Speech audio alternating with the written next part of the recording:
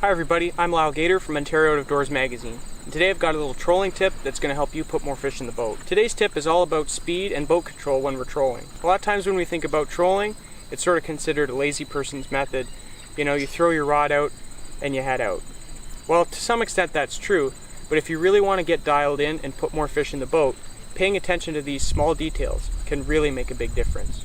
Join me out on the water and I'll show you what I'm talking about.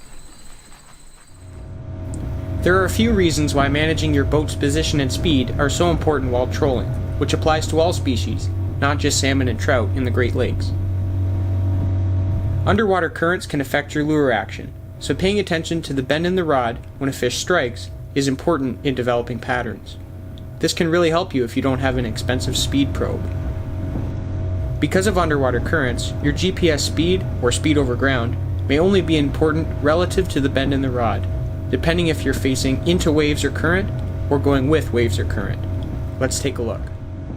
In our first situation, we see that this rod is pulling really hard, which is caused by current pushing the bait towards the hull. When we look to the right, this rod is almost slack, because the lure is being pushed away from the boat by the current.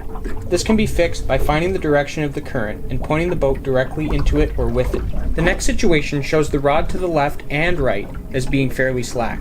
This means the lures aren't going very fast, despite what your GPS may say.